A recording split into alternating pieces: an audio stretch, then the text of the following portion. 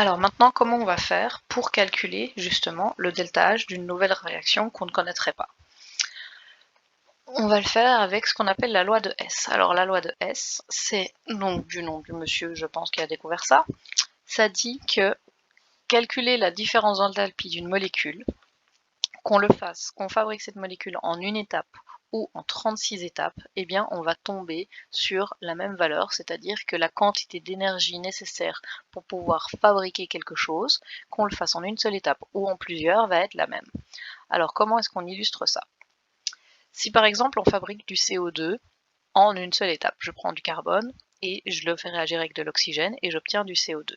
La valeur de ce delta H, ça va être la quantité, donc le delta H de cette réaction, c'est le delta H de formation du CO2, moins les delta H de formation de C plus le delta H de formation de O2, mais on sait qu'ils sont égaux à 0, donc on va avoir dans les tables la valeur du CO2 et on obtient moins 394 kJ par une mole de CO2. Ça, c'est le delta H de cette réaction, quand on forme le CO2 en une seule étape. Si je forme ce CO2 en deux étapes, alors comment est-ce que ça peut arriver? Eh bien, ça arrive par exemple parce que j'ai du carbone et j'ai de l'oxygène, je les fais réagir ensemble, mais je me rends compte que j'ai pas assez d'oxygène et que je ne peux former que du monoxyde de carbone. Donc je mets ma réaction en pause, je vais au magasin m'acheter une petite bouteille d'oxygène, je reviens, je reprends le CO que j'ai formé, je lui rajoute encore un demi O2 et je vais former mon CO2. Donc ça fait que j'ai formé la même chose que dans la première réaction, mais à la place de le faire en une étape, je l'ai fait en deux étapes. Donc, si je calcule le delta H donc, de ces deux réactions, en fait, ce que la loi de Hess dit, c'est que le delta H de la première réaction, que je vais calculer ici, donc je vais vous montrer, on va le faire, le delta H de cette réaction-là, plus le delta H de cette réaction-là, doit être égal à une valeur qui va être le même que la formation du CO2 en une seule étape.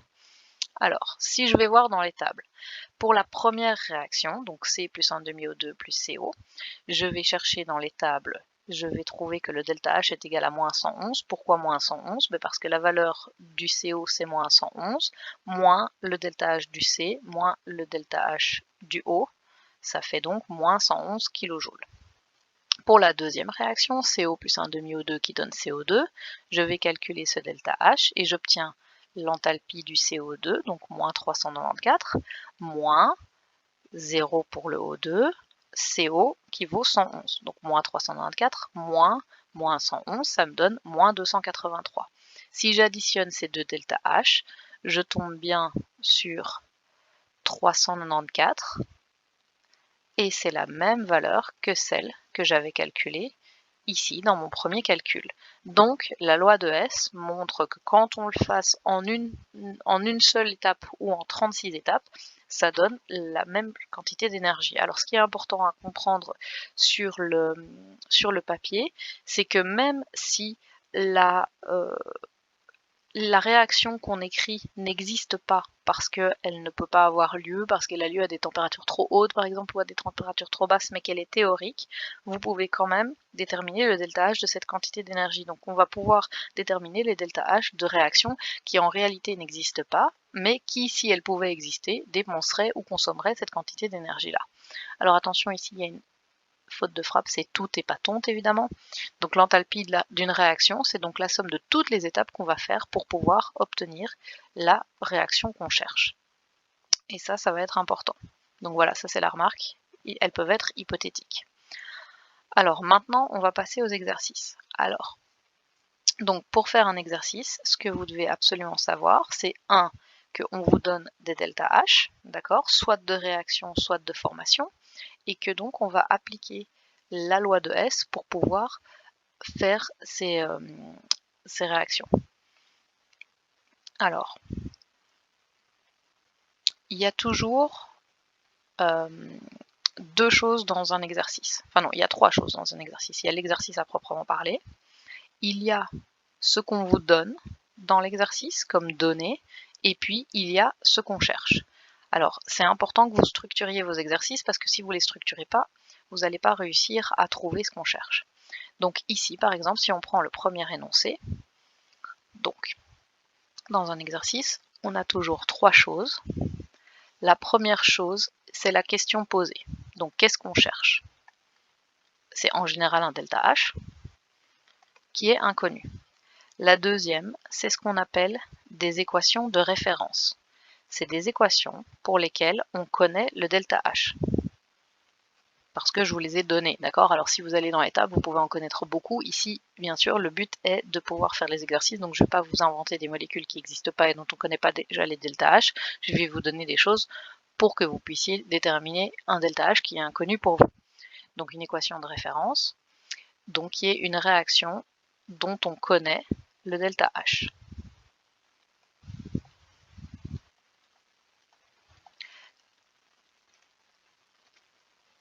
Et enfin, la troisième chose, c'est le calcul pour pouvoir obtenir le 1. Pardon. Ça, c'est les trois étapes dans un exercice de thermo. Si vous ne faites pas les trois étapes, vous n'allez pas y arriver correctement. Alors, il y a plusieurs méthodes quand même pour pouvoir y arriver. Donc ici, on va en faire une, et puis après, je vous en montrerai une autre à la limite si ça vous intéresse, parce qu'il y en a à qui certaines méthodes parlent plus que d'autres. Donc, en premier, de toute façon, on va écrire la réaction qu'on demande. Donc ici, si on regarde, calculer le delta H de la réaction. 2NO plus O2 qui donne N2O4. Donc vous devez bien faire la différence entre un delta H. Donc 0, c'est toujours condition standard. Donc ça, c'est tout le temps parce qu'on travaille toujours en condition standard. Un delta H d'une réaction, donc ici, c'est bien ce qu'on demande. Et un delta H de formation, qui est en général ce qu'on donne.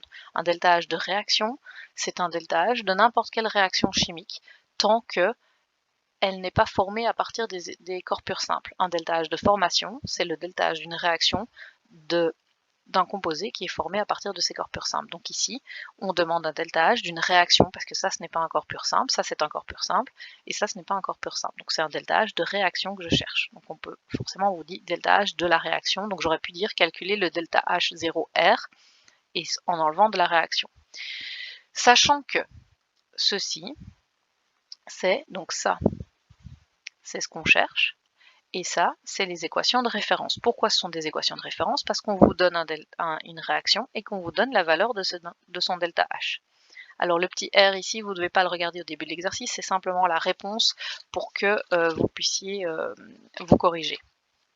Donc, si je vais à ma page d'après,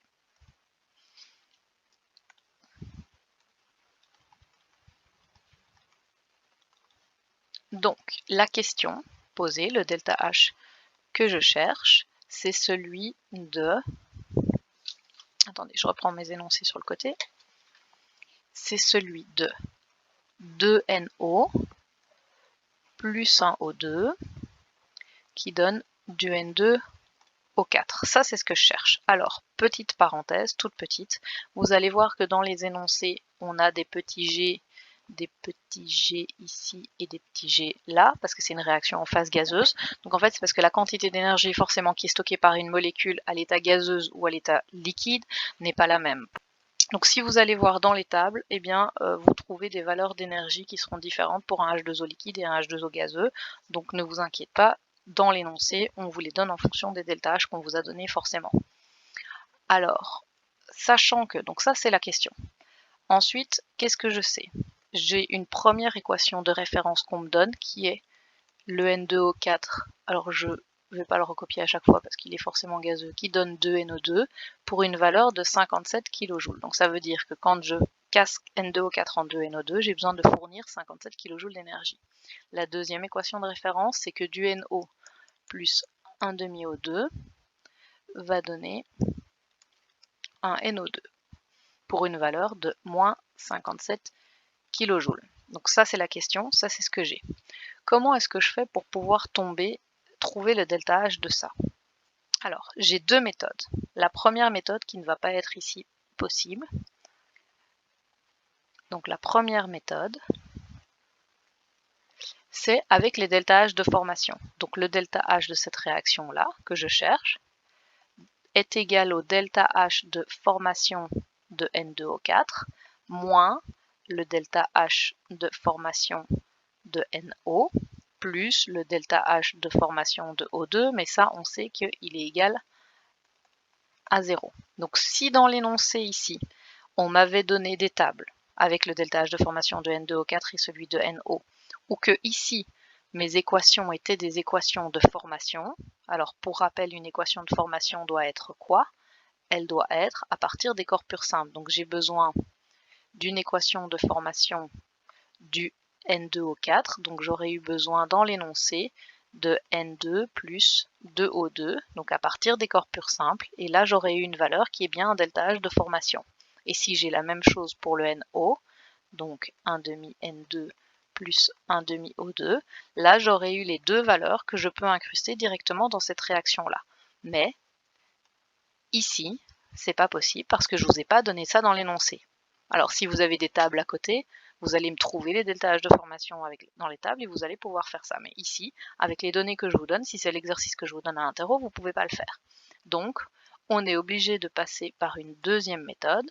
Et cette deuxième méthode, c'est une méthode combinatoire qui va servir en gros à faire combinaison des équations de référence. Alors, comment est-ce que ça marche? Eh bien, en gros, je dois regarder ce que j'ai besoin.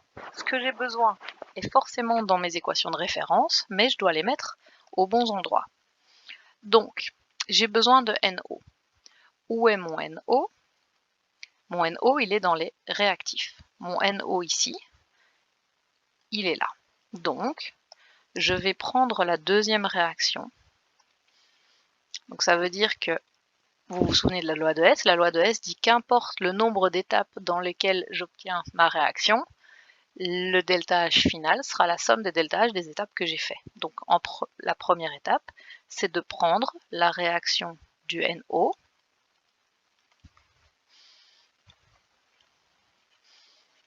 pour une valeur de moins 57 kJ. Mais attention, je n'ai pas besoin de un seul NO, j'en ai besoin de deux. Donc ce que je vais faire, c'est que je vais prendre cette deuxième réaction, mais la multiplier par 2. 2, 1 demi fois 2, ça donne 1, et 2 NO2 pour une valeur, attention, c'est là que je vous disais qu'il ne faut pas se tromper, de moins 57 fois 2, parce qu'une réaction valait moins 57 kJ, libérait 57 kJ, mais si vous en prenez deux fois plus, ben c'est un peu comme de nouveau en cuisine, je reviens toujours à mes crêpes, si vous prenez le double de la recette, vous allez faire le double de crêpes. Donc si vous prenez le double des molécules qu'il y a dans une réaction, vous allez libérer le double d'énergie.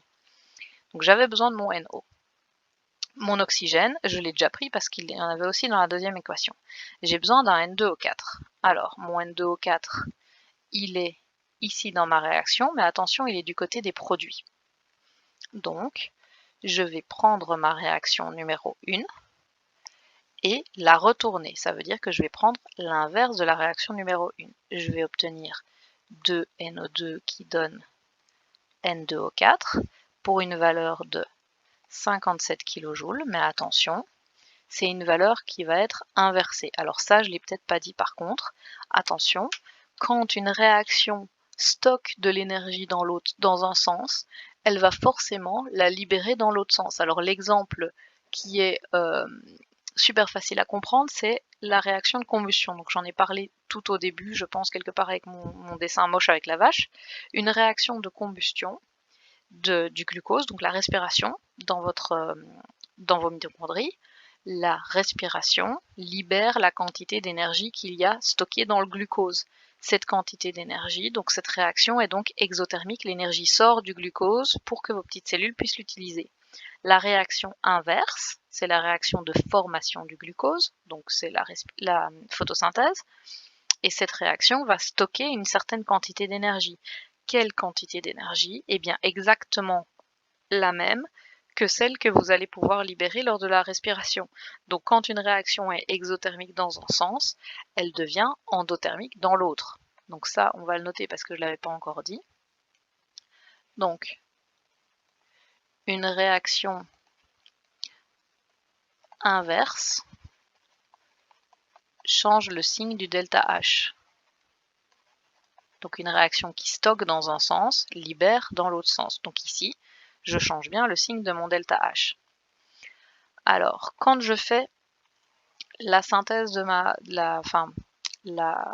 la somme de ces deux réactions, donc si j'additionne ces deux réactions, il faut que quand j'additionne ces deux réactions, eh bien regardez, lors de la première, j'ai formé du NO2, mais ce NO2, je l'ai réutilisé lors de la deuxième pour former du N2O4. Donc ça veut dire que c'est un petit peu comme en maths, quand on a des X à gauche et à droite, on peut les simplifier.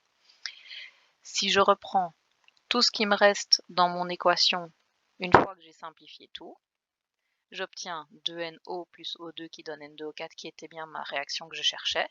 Et donc le delta H de cette réaction va être de moins 57 fois 2 plus moins 57, donc moins 171 kJ. Cette quantité ici d'énergie est libérée lors de cette réaction-là. Et ça se passe toujours comme ça. Donc on a une question, on a des équations de référence, un certain nombre. Alors parfois elles sont écrites comme ici, parfois je vais vous demander de les écrire. On va faire le 2 ensemble, comme ça vous allez voir ce que ça donne.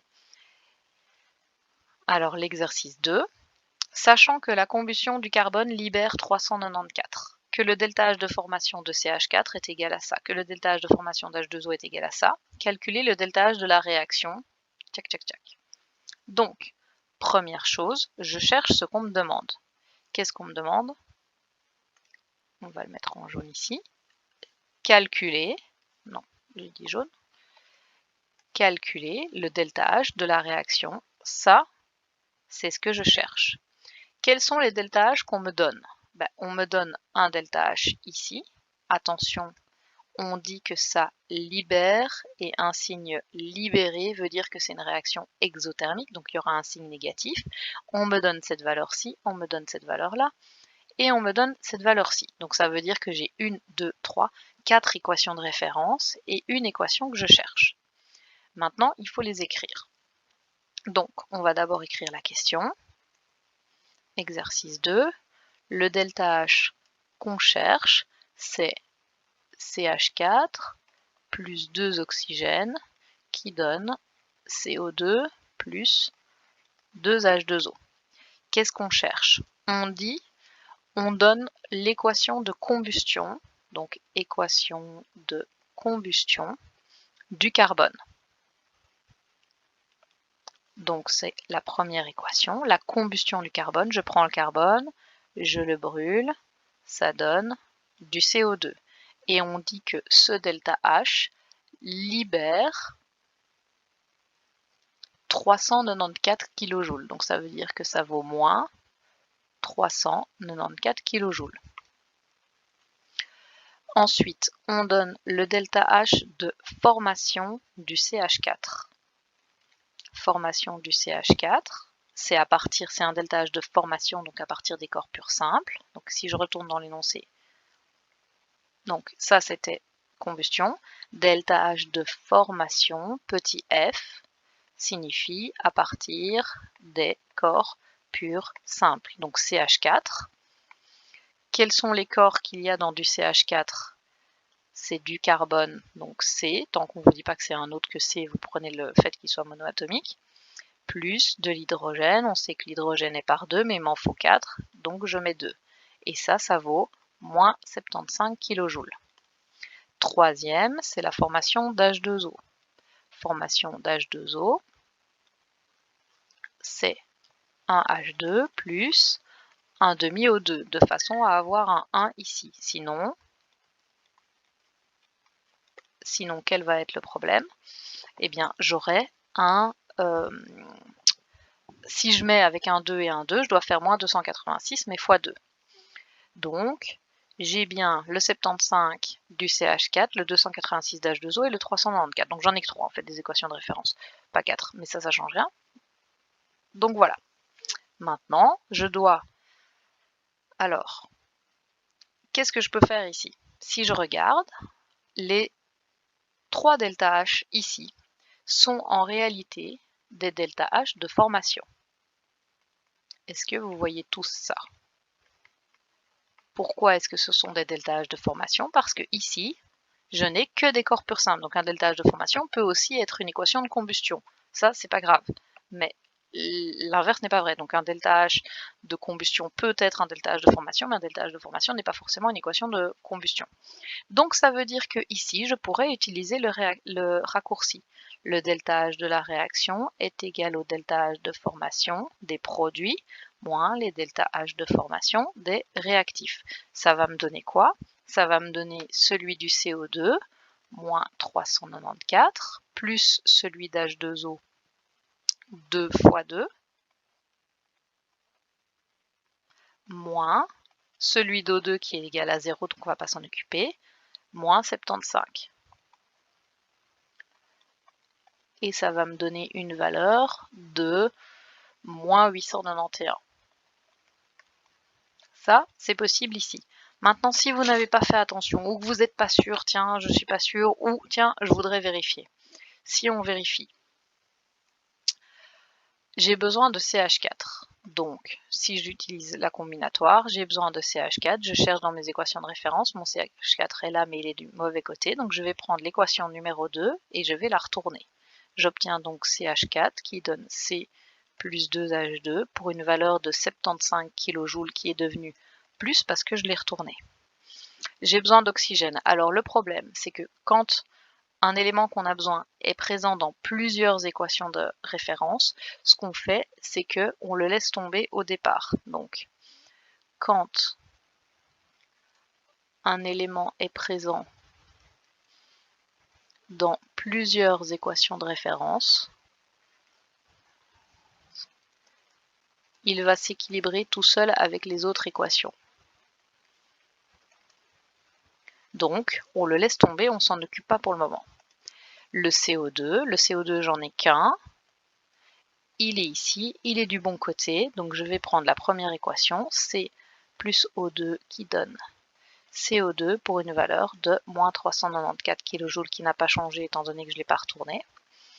Et l'H2O, il est au bon endroit, mais j'en ai besoin de 2, donc je vais prendre 2 fois la troisième équation. Ça me donne H2 fois 2, plus 1 O2, parce qu'un demi fois 2, ça fait 1, qui donne 2H2O pour une valeur de moins 286 fois 2. Alors, pour être sûr que je ne me sois pas trompée, il faut que j'arrive à simplifier tout ce qui est égal à gauche et à droite et que je retombe que sur l'équation que je cherchais. Donc j'ai 2H2 qui tombe, un C qui tombe, et tout le reste qui reste. Ça me donne un CH4 plus un O2 plus un autre O2, 2O2 qui donne CO2 plus 2H2O. J'ai bien exactement ce que j'avais au départ. Et donc, si je fais le calcul et que je fais plus 75 moins ça fois 2, c'est forcément le même calcul qu'ici, je tombe sur moins 891 kJ pour cette réaction. Et c'est bien le delta H de cette réaction. Donc voilà, ça vous donne la théorie, la fin de la théorie de la thermo et la théorie pour pouvoir faire les exercices.